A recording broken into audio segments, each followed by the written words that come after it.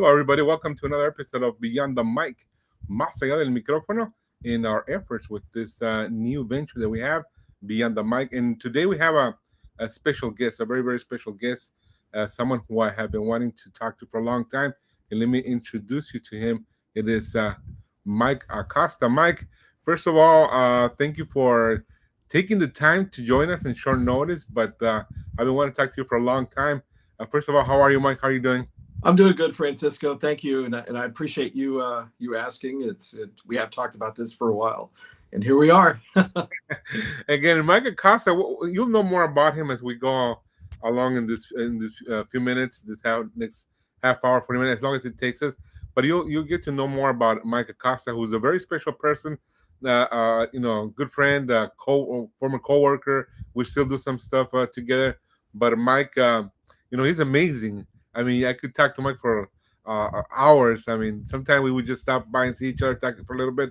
But it's a kind of person that has a lot of knowledge, especially in regards to the Astros, baseball in general. But it's a person who you encounter somewhere and you just keep talking about stuff. But Mike, first of all, I just wanted to introduce you. And what are you up to these days? You were with the Astros for a while, for a long time, and you've been an Astros fan since you were a little boy. I've seen pictures of you wearing Astros gear at the Astrodome. What are you up to now these days? Yeah, yeah, yeah. My dad used to take pictures of me when I was a little kid and used to go to the games. So I started out being a fan of the Astros from like 2 or 3 years old, probably earlier than that, but that's like where the pictures are, where they began. But yeah, no, as you know, I worked for the Astros for 22 years and started back right as the Astros were about to leave the Astrodome. And then when we went to Enron Field and now all the way until all this golden era time, and so I worked there for a long time, and now I'm a co-owner of a media company called Houston City Beat, which is an independent news media outlet here in Houston, and we are the storytellers of Houston, telling the great stories and also some news things that matter to Houston. So that's what I'm doing now. Mike, you were born and raised in Houston. You're a Houstonian, 100%. Yeah, I was born at Methodist Hospital in Houston. That's right. I'm a native. And like I said, I mean, you went to school here. You grew up here. Where'd you go to college? I started out at Tomball College. I started there to kind of do the basics, and then I went to the University of Houston. Oh, so you're a cougar. So that's great. And now, I mean, so many stories. Let's first talk about how did you become kind of like I don't have to say guru or the know-it-all about Houston Astros and the Astrodome and stuff. How did you become involved in that field in regards to history and what's going on, what went on and what's going on and what will go on with the Astros and the Astros? How did you get into that? You know, it's just who I've been since I was a kid. I would say that it started out with curiosity, and when I was a little kid, there was no internet. You could not go on YouTube. You couldn't look up websites. If you were going to look up what happened with baseball or the Astros, you had to find it in the newspaper. You had to look up books. There weren't a lot of books on the Houston Astros at the time. And so, I went to the games and was exposed to the game environment inside the Astrodome. We went to a lot of games as a kid. My family, my dad sometimes just took me. Sometimes it was all of us. And my grandfather and I used to sit out on the front porch. My grandparents lived in the Heights, and sometimes we would sit on the front porch at night and we would listen to the Astros games. And we would have our own kind of discussion and radio talk. So kind of like, I'm a small kid, like 8, 9, 10 years old. And we're talking about the Astros. And then my dad, is taking me to the games while, I'm having these front porch conversations with my grandfather at different times. And so I just became very exposed to it. And, I loved the rainbow, the Astrodome. I loved the big scoreboard that was in the Astrodome, all of that. And I began to get very curious, because we had cable and we would have WGN and we would have TBS, right? And so you would see the Chicago Cubs, at that time when I'm a little kid, they're playing all their games during the day. Okay. And they have the ivy on the wall, and they have these blue pinstripe uniforms, and it looks completely different. Even the Atlanta Braves, they were playing at Fulton County Stadium at the time, but it was outdoors and they look completely different. And I was going to the games here and we were inside the Astrodome and we were playing on artificial turf. Now, some of the other stadiums had artificial turf too when I was a little kid, but it got me wondering because I learned that the Astrodome was the first, AstroTurf was first in Houston, and we had these rainbow uniforms that looked different from everybody else. It seemed like we were doing it our own way, and so I just got real curious, and I started to go to the library in downtown Houston with my mom, and I would go through the old newspaper clippings and the microfilm, and Uh-huh. I'd start to look up dates. And one of the things that I found in the library that really changed everything for me was a biography of Roy Hoffines, and it was called The Grand Huckster. And so I learned all of the origins of the Houston franchise through that biography, The Grand Huckster, by J. Edgar Ray, I believe is who wrote that in the late 70s. And so this is the early 80s, early to mid 80s when I find it, Uh-huh. and that's where it started. And then so I wanted to know more.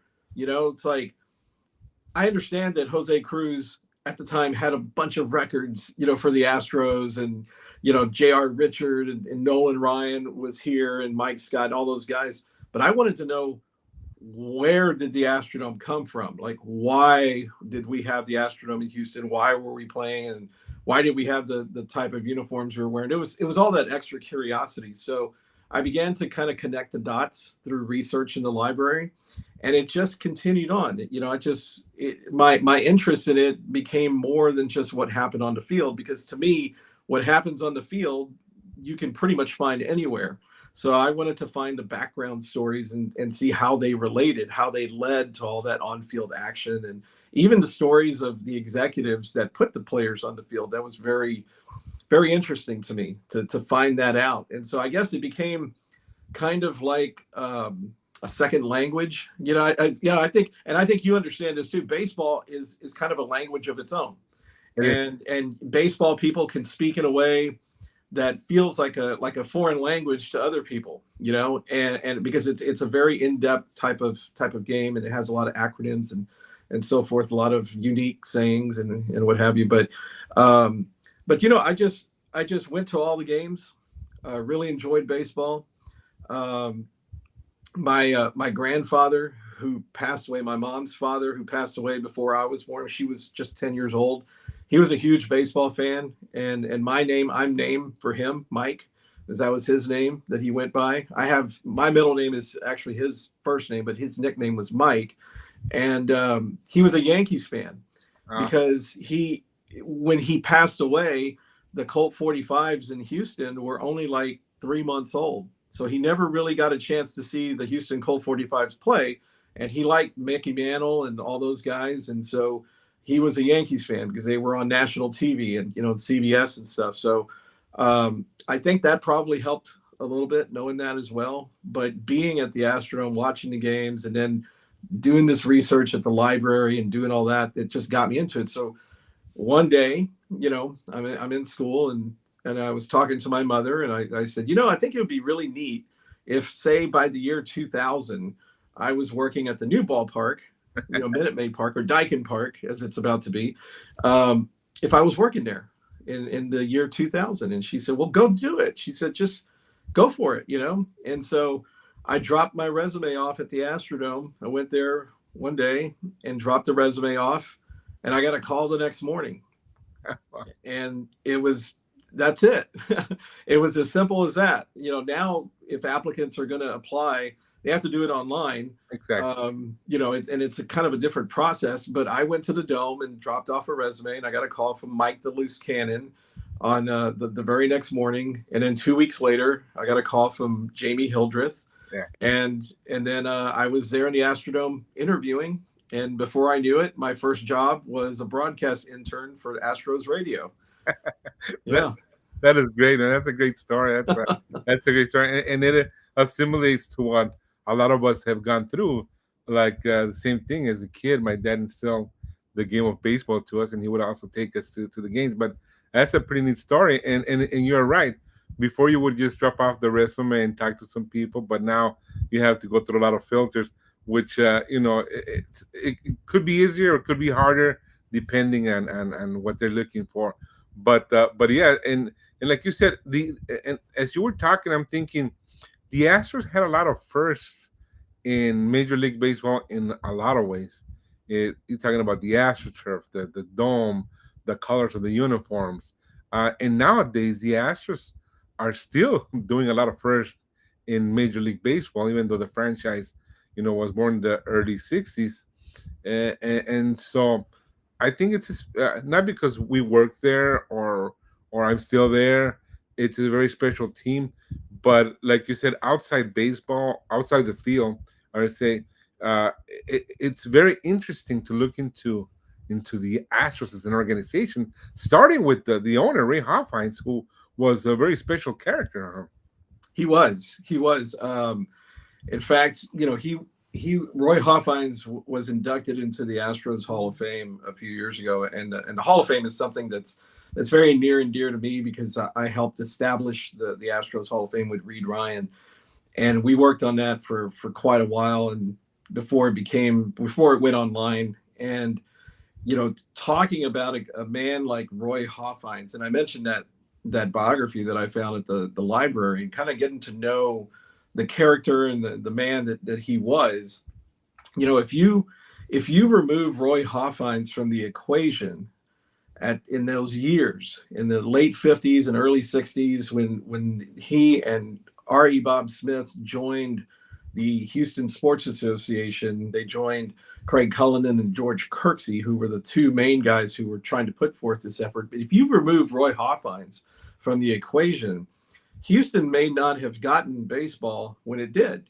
I think we would have gotten baseball here in Houston, during that decade, but it probably would have come, even as late as 1969 when the Padres and the Expos came into play. He was really the difference maker in getting a major league team here when it did, because it was the dome. It was that was the central focus of his pitch to the major league owners or the national league owners at the time when they were trying to get into the national league. And he was a showman. The guy was a Harris County judge. He was like a lawyer at 19, Harris County judge at 24. He worked in radio, he promoted bands. I mean, the guy was a showman. He was a speaker, he was a showman, he was a promoter. And so he really energized the team owners to convince them to get Houston a baseball team. And R.E. Bob Smith actually said, when George Kirksey and Craig Cullinan were running around the boardrooms in Houston trying to get the corporations to buy into this thought and to support a major league team, one of the first things that R.E. Bob Smith said was, you need Roy Hoffines, because he was also the mayor of Houston at one point. Controversial, but he was also the mayor. He knew how to get civic projects done. So, and he had all those other abilities well with being a promoter and stuff. So, if you take him out of the equation, we may not have gotten. I mean, and that was part of the discussion that I actually mentioned in this Hall of Fame meeting back then when we were talking about Roy Hoffines. Is think about the ripple effects in the Houston franchise. We may not have ever gotten Jimmy Wynn or Jose Cruz, Jeff Bagwell, Craig Biggio, Nolan Ryan, all the guys that affected the team in the 60s, 70s, 80s. And even that ripple effect could have lasted into the 90s, with Bagwell and Biggio. You just don't know. Those things would have changed the course of the Houston franchise. So he was a major catalyst in the early days of Houston baseball, or Major League Baseball. Yeah, he's a great character, and the more I find out about him, the more I know about him, and the more I admire him. I also hear a lot about him from Rene Cardenas, they were good friends, and at that time, and he was good friends also with the president of the United States. Yeah, I remember yeah, there's a lot of stories where he would just pick up the call and direct it to the White House. And yeah. there's There's a lot of stories like that, and that's now I understand what you're saying. If you take him out of the equation, a lot of things wouldn't have happened on and off the field for Correct. the baseball franchise to be where it is in Houston. But yeah, we could just talk about the topic of Hoffman's for a long time and the legacy that he's left not only with the Astros but also in the city of Houston. So it's pretty neat to hear all about that. And then again, you have in terms of first this uniform with the rainbow uniform, which correct me if I'm wrong, but I understand he also had a lot of input in it, saying that he wanted something colorful for the color TV. Is that right, or where am I wrong there? There's a little bit of overlap there. So Hoffines at the time, and you got to think of I always think of the stories as connecting the dots. Hoffines had a major stroke in 1970, and his health took a big downturn, for a long time. And, the man for many years also, he wasn't the healthiest at times. He was up all night. He was eating steak dinners, I believe at 2 o'clock in the morning, not sleeping, drinking lots of coffee. The man was like a idea machine. And so by the time the mid 70s came around, his health had declined. He wasn't as quick physically as he was prior, and the team was going through some financial issues. And so when the Ford Motor Credit Company took over ownership of the Astros, they were looking for ways to get more revenue, just like any baseball team does. That's the name of the game in the sport is revenue. And so they were trying to find ways, because the Astros weren't playing very well. They had good players, but they weren't a championship caliber team. They had their first winning season in 1972, and it kind of floundered from there. So they needed something to really change the course and the image, and it was these rainbow uniforms. And there was a collection of people that were involved with the Astros. They worked with McCann Erickson, the advertising firm, and they put together these rainbow uniforms that you could identify even if they were in black and white television. Black and white television was still very prominent. Not a ton of people had black and color televisions in their homes, but it was something that they wanted, to where if you were looking at a game on TV, you could still tell that was the Houston Astros. Even if you couldn't see the front, because you would see this gradient of stripes, black and what was really orange and red and yellow stripes, and different shades of orange. It was all these different shades of gray to black. So yeah. That was pretty interesting. Okay, we have people calling from coming in from Tucson, Armando Gamboa and Edgar Robles Cordova. So as we are live right now, they are tuning in. But yeah, so and one of the other things, the Astrodome in itself. Um, I took a tour with the Astrodome with you. It was the first time I went in there when it wasn't active. It's a baseball field. The first time I went into the Astrodome was 1995. I came to a conference in Houston, and I stayed overnight, a couple of days, I think. And I was given a tour. The teams were not playing, and I got to stand on the pitching mound, and because it was empty. My former colleague Francisco Ernesto Ruiz, who used to call the games in Spanish, he Yeah. took me there, and so it was pretty neat. But you got to see it in action. But what I want you to talk about is that and you told me this. This are your words. It was built ahead of its time. The Astrodome. Yeah, it was far ahead of its time. It was over engineered, considering that the only there was no precedent. Let's get that out of the way. There was no precedent for the Astrodome. The only other similar structure legitimately to the Astrodome, you have to go back to the Roman days, the Pantheon in Rome. There were some long span structures like Zeppelin hangars, but they were straight. They had one, they were like a tube, and they were 700-800,000 feet long, and there's a few of them still around the world that exist, but there was no structure like the Astrodome, a circular structure with a dome on top of it. They had tried it in New York. They wanted to get something done there for the Brooklyn Dodgers. Even in Houston, Glenn McCarthy, who built, who's responsible for the freeways, some of the freeways, and the Shamrock Hilton Hotel that was here that was so popular.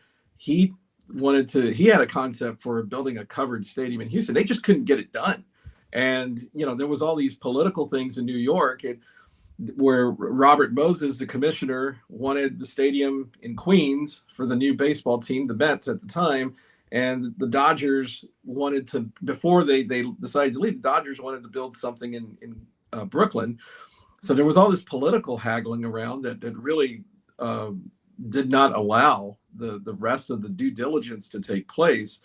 And it wasn't in Houston. I mean, it was not until Houston went, like I mentioned earlier, when Roy Hoffines got involved, and they looked at the whole idea for a dome stadium came from looking at a dome covered shopping center. And in the late 50s, this was a story I just actually did for Houston City Beat called Did You Know, where the Galleria of today actually turned out to be the answer to what Hoffines had said back at around 1960.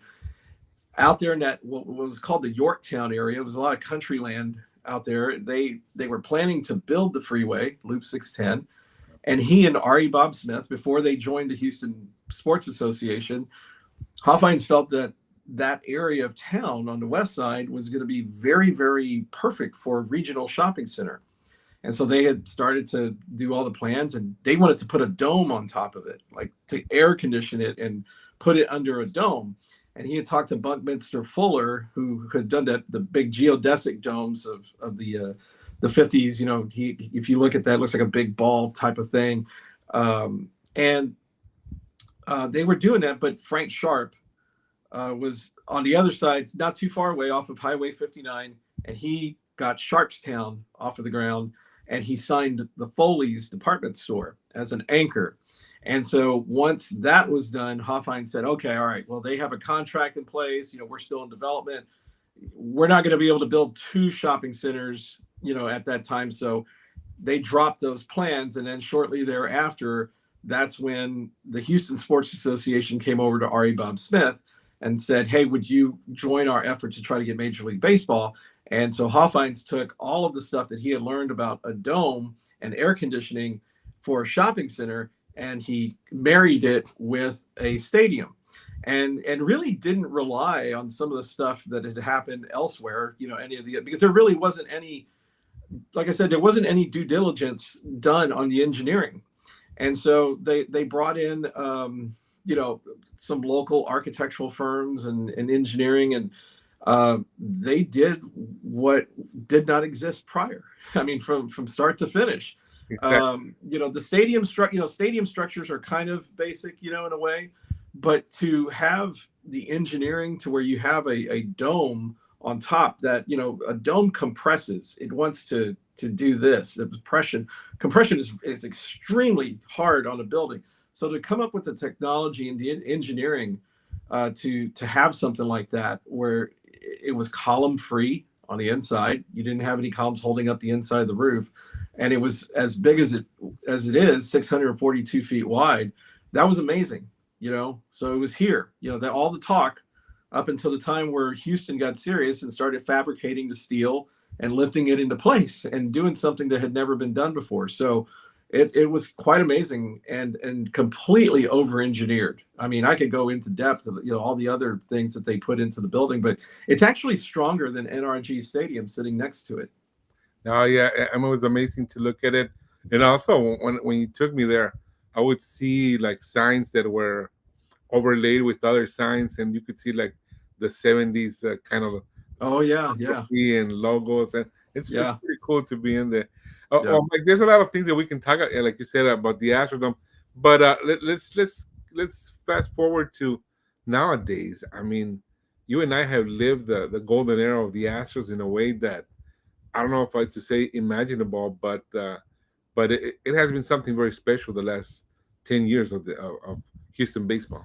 Yeah, it has. And I've told kids, like my own kids, who grew up, in this era, which, my children were, my youngest child was 6 when the Astros won their first World Series in 2017. So he has grown up knowing this era of winning, and so have my daughters as well, even though they're just slightly older. And I told him, I said, you have to understand that this type of dynasty, which is what it is, it's a dynasty.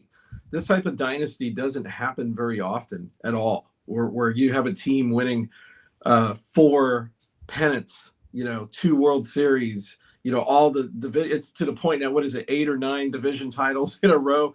When you go back to when I was a kid in Houston and we won, the Astros won the 1980 Western Division, the co-winners of the 81 because of the strike season, and 86, the Western Division 86. And the 86 one is the one that I really remember the most. That was a big, big deal. Even in the late 90s, 97, 98, 99, and then going into 01 too, four division titles in 5 years for the Astros, that was a huge deal. But it is now to the point where the Houston Astros have done so much winning and have had this dynasty to where, the fans expect it. The division titles expected. To get into the playoffs is just step one now. And that's a mentality that this city did not have a long time ago, because there was a lot of failure, in the postseason. There were a lot of great teams, a lot of great players, and a lot of great potential. And should they have won in 80 or 86 and in the late 90s? Yeah, there should have been. Most of those years, they had a chance to. They had a team capable of winning the World Series in those years, but they didn't. And so it's very unique. It's something that I hope continues. I think now that the Astros are in this, where you see Alex Bregman as a free agent, and free agency is going through some changes, with the cost of the contracts. Now we're going through another one of those expansion phases of contracts, and it's something that I hope continues. I hope the Astros organization can keep that winning mentality that has permeated from top to bottom throughout the organization. Keep it going, because they've always been able to have that next man up, and somebody comes out of the woodwork because they know what the organization is about. They feel like they're part of something bigger, and the best of their talents comes out. Exactly. Talking to Mike Acosta, for those of you who don't know who Mike is, he, was a historian for the Astros, great knowledge about the Astrodome, all Astros, and I would say all Houston, but just for someone who just joined us.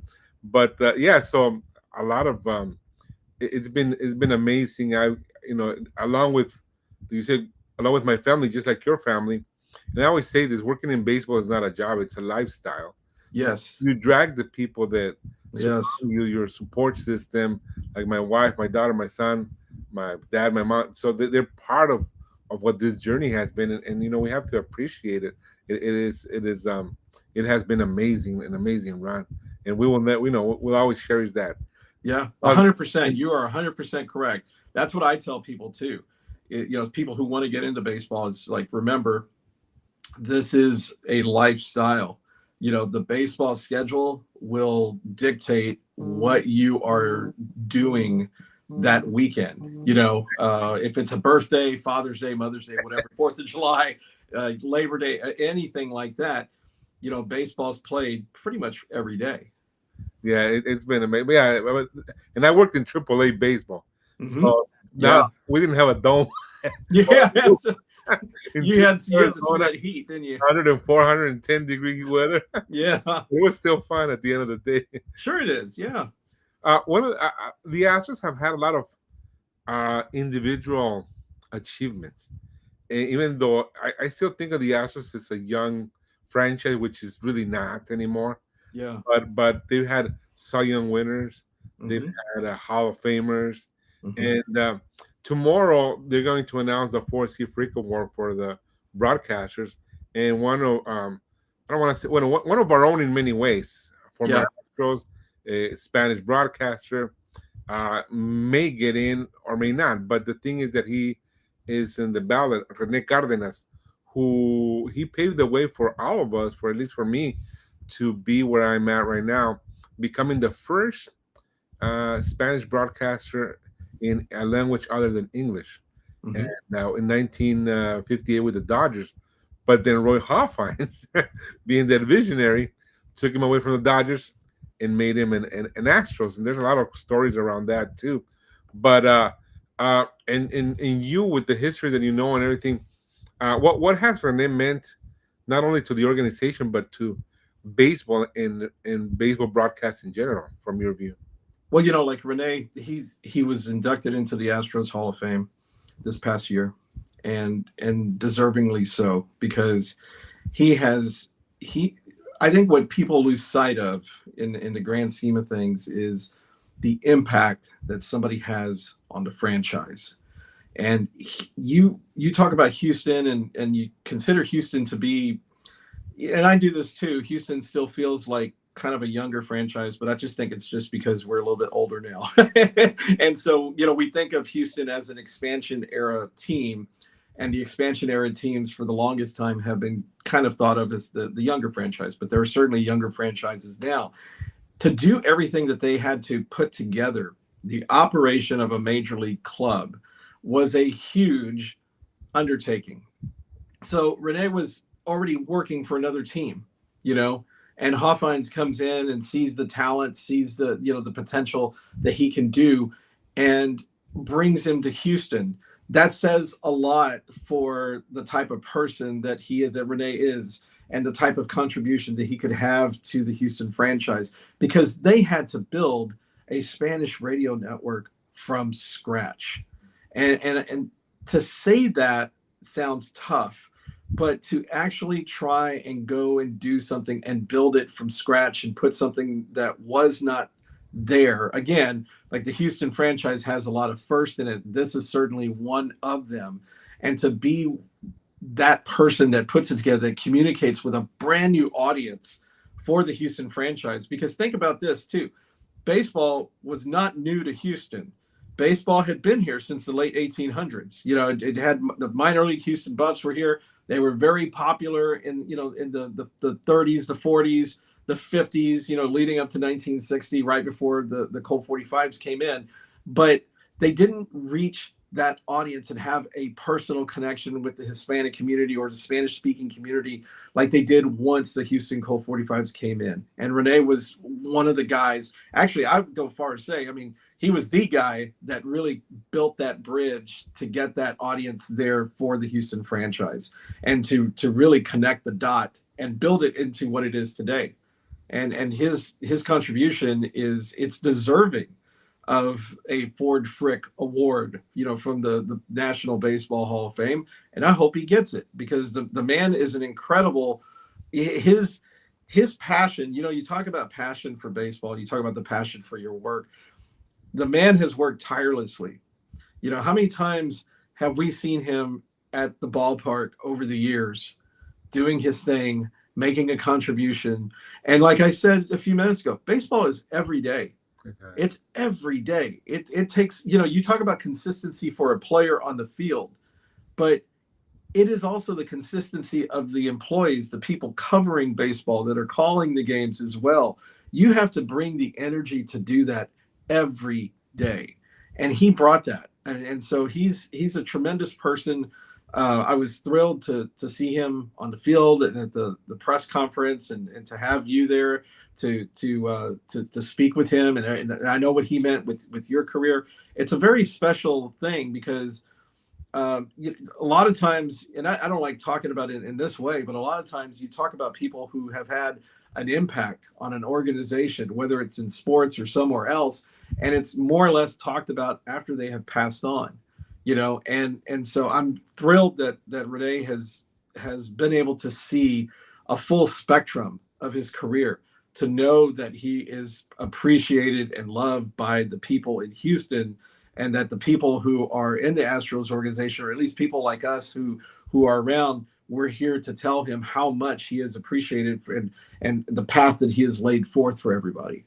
And the thing is that you talk about the effort that it took, and it tells me stories about canvassing around the city, Yeah. going in a car with the horn, telling Yeah. people to vote yes for, for Yeah. the Yeah. bond issue.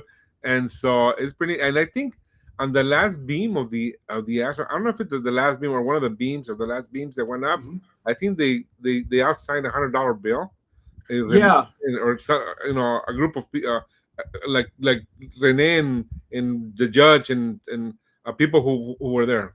yeah. They had a topping out ceremony on November 1st, 1963.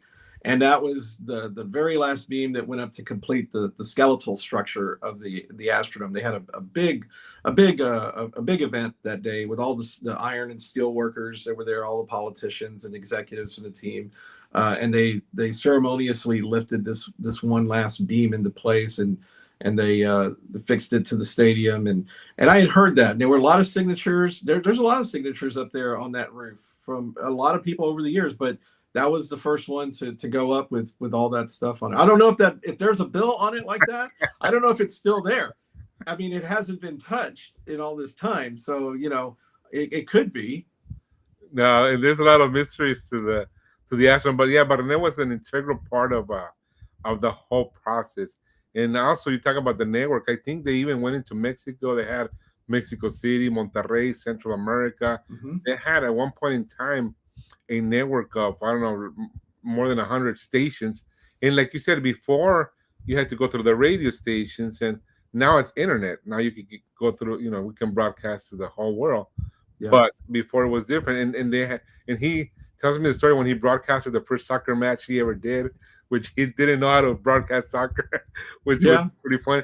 Boxing matches. He also called Muhammad Ali's Hmm. some of the boxing matches there, and so yeah, so Rene was and still is an integral part of what the Houston Astros franchise has been since he was a Colt 45, including when the Colt 45s first came in the scene. They had a uniform for the different the vendors and ushers. So Rene was the model for all Yep. male. That's right. So A lot of people don't know that. Like I've seen pictures. There's pictures. He's the guy with the handlebar mustache, and a lot of people, I think it's maybe the mustache. And it's the outfit, the kind of the old time outfit, but that is him. yes, People should know that. yeah. So all the male uniforms he wore them, and Yeah. it was pretty cool. So he tells me a lot of stories. So it's nice to go to his house and still I still go to his house. He lives nearby my house, and so to hear all those stories is pretty cool. So I hope he gets in tomorrow. I think I it's the hope third so. time he's been nominated, but you know what? You mentioned about the Astros Hall of Fame. Oh, he was on cloud nine. He Yeah. was because he always says, "Oh, everybody forgot about me," and nobody has forgotten about you. And so No. it was pretty neat that the committee selected him. And a couple weeks after the ceremony, I took him to the stadium. It was an empty stadium, just so he could enjoy seeing himself and on the Hall of Fame on the right there where there's his picture and on the wall. I mean, it was just amazing. It was amazing for me to watch him enjoy the view of what you guys did. I mean, because it's pretty neat. And if you haven't been to Minute Maid Park, or you haven't gone through that hall, it's a must because it's a very special place to go. You guys It did is. a great job. Well, I appreciate that. It's a project that involves a lot of people. Um, I helped set it up. I did the sketch for how that Hall of Fame was going to be set up in that area. We were looking at more than one area around the ballpark, but for now that area was settled on, and so I did kind of this layout. And the the great thing, and I think you probably feel the same way. I'm sure. The best thing, the most rewarding thing in working in baseball for so many years was the quality of the people that you find that you work with. Again, it's the championships, it's the winning. That's what you want, but it's also the character and quality of people that you come into contact with and that you get to work with as well. And he's certainly an example of that. You mentioned that, and I'm tempted to put 3 or 4 cameras in our broadcast booth to do like a reality kind of type show. Yeah, yeah. To hear what We goes used to on in joke about that. the Yeah, what was it? in the back in the years where I was working in the Astros radio booth with Milo Hamilton and stuff, and Mike DeLuce Cannon and those guys, we always, there's what people don't see or they can't hear if you're listening to the radio is all the visitors that come into the booth. And there's a lot of chatter and other things that kind of happen behind, if you have sponsors or whatever, visitors or something that's happening. And we had joked about, we should just put a camera in here because people just would not believe some of the stories that happen, that while the game is going on, we could do like an HBO reality show and just call it The Booth or something like that. No, it's pretty neat what goes. I'll just tell you a story. Remember Chef Dominic? Yeah. Yeah. Okay. Yeah. Oh, yeah. Yeah. Well, Definitely. Dominic was great to us. He would always take us food, whatever he made, Yeah. or special. He would go up to the booth, and everybody was just looking through the window, see what we were eating. And people would just come in. Sometimes we had just eaten in the dining room, and he'd bring Mhm. us stuff, and then we still ate it. Or sometimes we left it, and then we invited other people to go in. So one day he comes in with chicken strips. It's like, oh, okay, chicken strips. Nothing elaborate, but a nice Still plate. chicken strips. Uh-huh. So the chicken strips. That's right. He placed them there, and we all ate the chicken strips. So he comes back from the restroom and he goes, "Where are my chicken strips?" They were his. They weren't for us. He should know better not to put down food in a broadcast booth. They were gone. That's funny. Uh, I love that. that's only one of the many stories. Oh, there, yeah.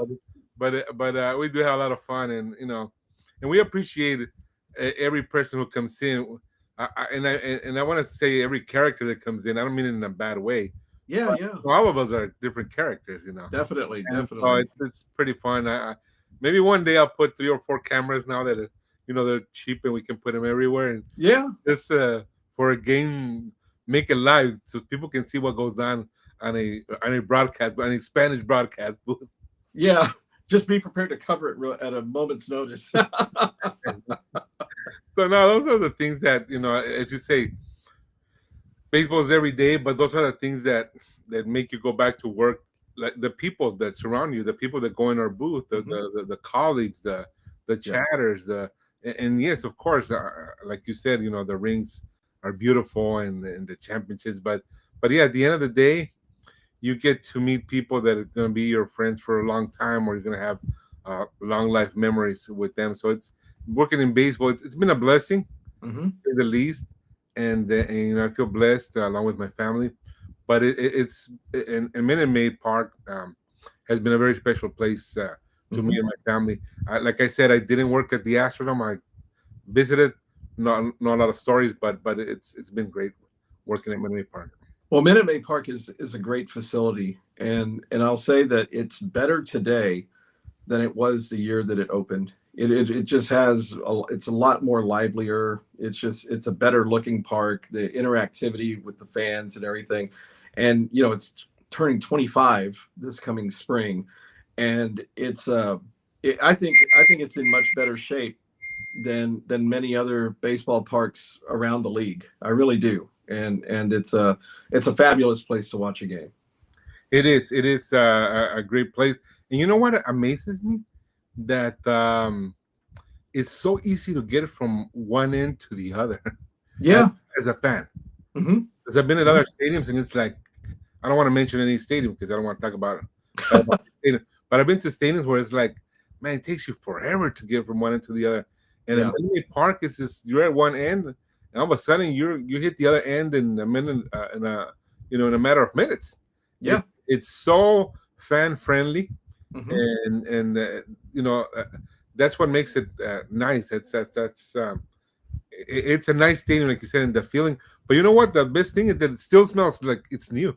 Yeah, it does. It does. And the fans are so friendly. I mean, the fans are avid, they're they support the Astros, completely. But I think that the Houston fans, they know how to treat, on the grand scale, they know how to treat people who are coming in, who are supporting the visiting team too. And that's something you don't see, especially like at Yankee Stadium. You know, If you're wearing an Astros jersey or another with team's beer. jersey, yeah, it's not gonna be. You're gonna get that beer on your head or something. But talking about gear, man, I don't like to go to the store, the Astro store, because I want to buy everything. Well, they do a good job at creating as many things as possible.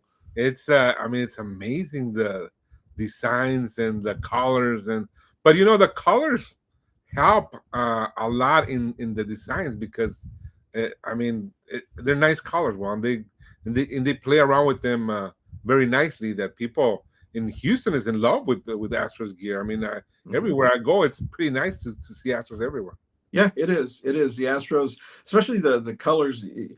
You talk about the Astros now. The franchise is 63 years old, coming into 2025, and it's nice to see a consistency.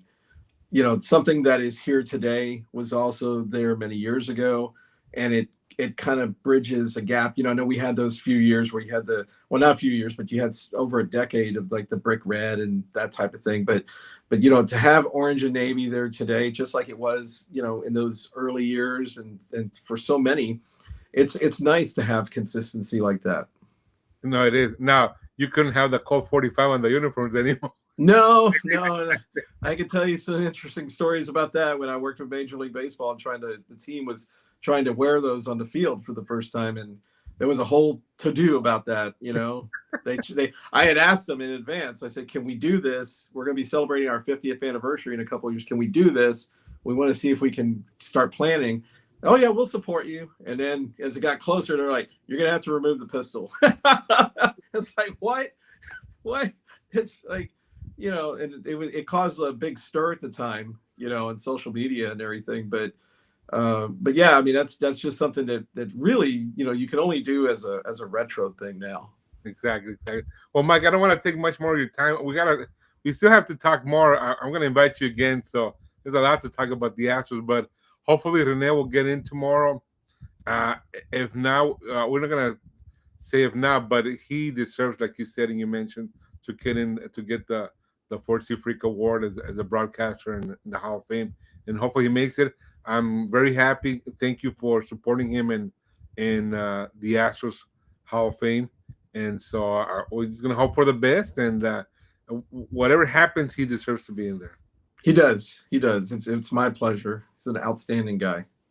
Anything you leave us with in regards to Astros, or I know we didn't talk about a lot of things, but anything you One thing I'll just say real quick is we're going through a contract explosion, like what we've seen with Juan Soto. And I hope that the Astros come out winners with Alex Bregman, coming up, because like I said, we're in this golden era. Alex Bregman has won extensively here. He's had a lot of success. If you have a change of scenery with a guy like that, you're kind of starting over. And so he's the guy here. People love him, and there's a lot of money involved, and there's a lot of other logistics involved too. But I hope that the Houston Astros are able to re-sign Alex Bregman, and he can retire here as an Astro along with Jose Altuve. Well, yeah. Well, let's hope for the best, and hopefully he will do it. And it'll be nice. But we've had a nice run. Before we go, Mike, let's say thank you to our sponsors, Wendy Rodriguez, immigration lawyer and also injury lawyer. You can call her in the Valley, 956-601-2000. And also we have you want to talk to Making Connections, Juan Alanis, give him a call. And Juan Alanis can help you. He specializes in marriage counseling amongst other counseling efforts. And you can call Juan. He's in Houston, 209-620-7855. Also, in Tulsa, we have Cosecha Tulsa. They are a nonprofit organization who feeds those families in need. And you can always be a volunteer. There's a phone number, 918-771-8666. Doing a great job in Tulsa, Oklahoma. Let's go to Tucson, Arizona. Mauro Gonzalez. For those who live in Tucson, visit him at Buick GMC. And Mauro Gonzalez, who says, if you, donde de seguro con carro sales, it means if you go there, you're going to come out with a car. So you'll be coming out driving. And Mike, when you go to Tucson, visit BK Tacos. Man, those are the best tacos in town. BK Tacos, our friend at BK Tacos, Benny. And thank you for supporting this podcast. And also Cesar Morales. If you have a lot or a house you want to sell for cash right away, call him in Tucson at 602 422 3182. And we also want to say Pedro Moreno. Mike, he's the one who made the cigars for Dusty Baker when won the Oh, World Series. Yeah, he's in Obregón, nice. Mexico, but he sent them all the way from Mexico. So I think Dusty Baker enjoyed him. And a lot of the players did too because they grabbed him right away. It's what you want when you're winning. Yeah, exactly. That's what you want. And also, oh, that's a World Series. We don't want to. That's already passed. But Charro Chico, Charro, and we want to thank our friend Ray Flores, who's part of the group putting together the Arizona Ball. I think it's Snoop Dogg Arizona Ball. So Snoop Dogg's gonna be in Tucson, and Charro Chico, great food from the Charro family, and also C Charro. You can find them at ccharro.com. So thanks to our sponsors. And Mike, again, thank you for being with us. And hopefully, this is not the last time; it's the first time you're with us. But hopefully, it's not the last time you accompany us in this new venture that we have beyond the Mike podcast. Thank you, Mike. Thank you, my friend. I appreciate it. Anytime. All righty. So again, my name is Francisco Romero. On behalf of Mike Acosta, we'll see you next time. This was Beyond the Mike podcast. We'll see you later.